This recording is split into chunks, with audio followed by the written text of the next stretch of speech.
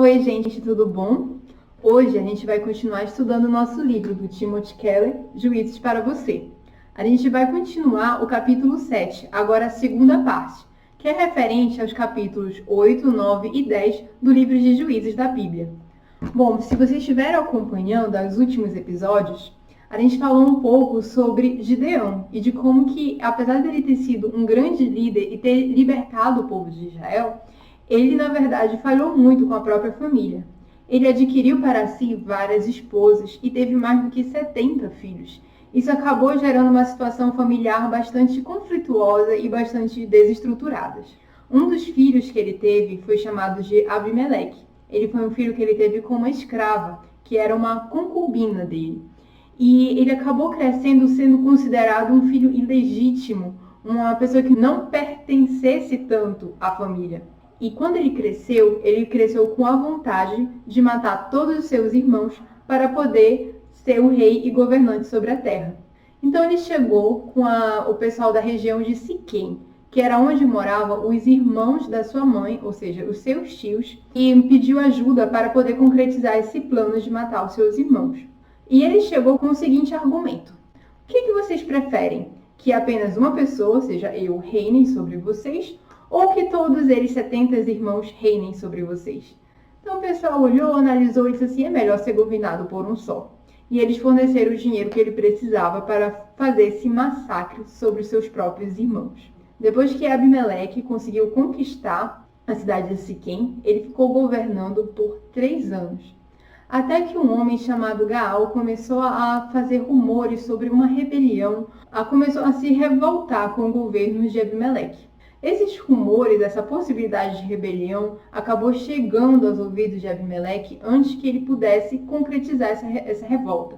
E Abimeleque ficou muito furioso, com muita raiva, e resolveu matar não só Gaal, como todos os cidadãos de Siquém. Ele fez um massacre sobre a terra e até jogou sal para que não tivesse nada nascendo de lá. E não só isso, ele começou a perseguir as pessoas que tinham conseguido fugir de Siquém. Algumas pessoas fugiram para o templo e se refugiaram dentro da torre. E ele resolveu incendiar, pegou todo o seu exército, colocou as madeiras por fora e incendiou todo o templo, matando todo mundo que estava lá dentro. Mas Abimeleque não parou por aí. Ele foi para uma cidade vizinha, chamada Tebes, e começou a sitiar a cidade com o intuito de matar todos os cidadãos de lá. Mas antes que ele conseguisse matar alguém de lá, uma mulher que estava no alto de uma torre pegou uma roda de moinho e lançou bem sobre a cabeça dele. E ele, vendo que ele estava ferido gravemente, falou para o soldado e disse: "Você não quer me matar para que as pessoas não digam que eu fui morto por uma mulher?" E isso sempre me chamou muita atenção, porque ele estava prestes a morrer. Ele sabia que ele iria morrer em alguns minutos.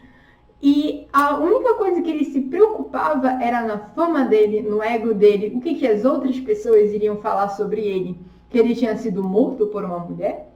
E se vocês estão acompanhando a gente por algum tempo, essa é a segunda vez no livro de Juízes que a gente tem uma guerra que termina devido à atitude corajosa de alguma mulher.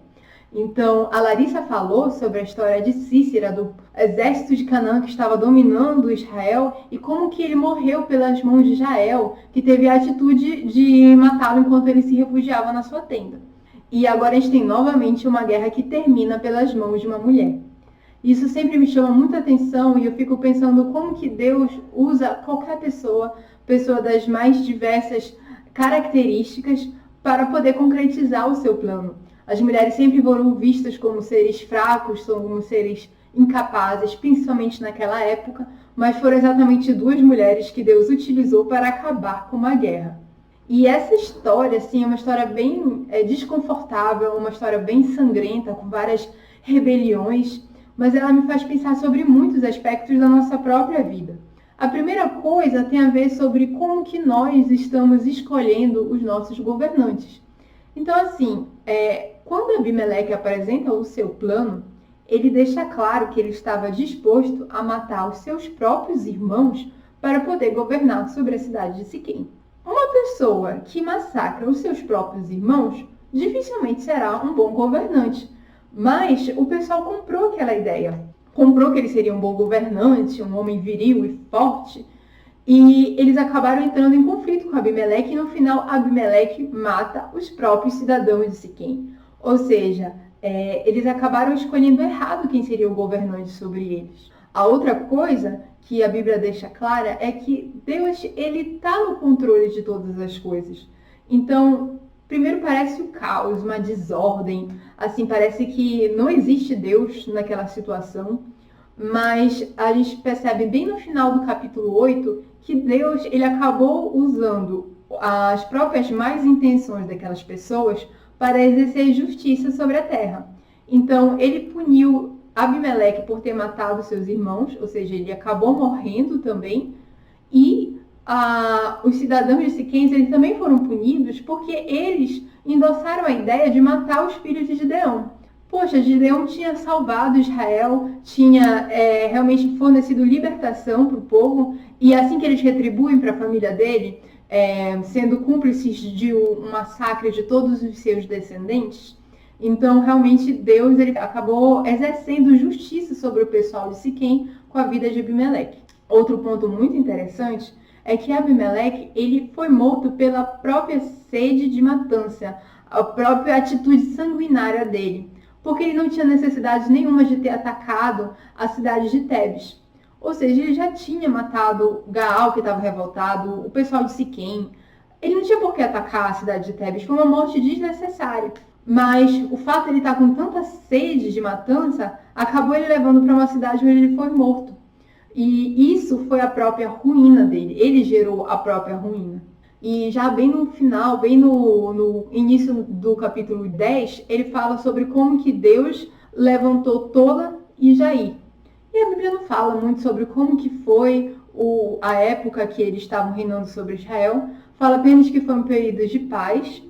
A gente percebe que nos outros casos, Deus sempre levanta um juiz quando Israel estava sendo dominado por outros povos, por outros reinos, quando ele estava sendo oprimido por alguém externo a eles. Mas dessa vez, Deus levanta 2 juízes para salvar Israel deles mesmos.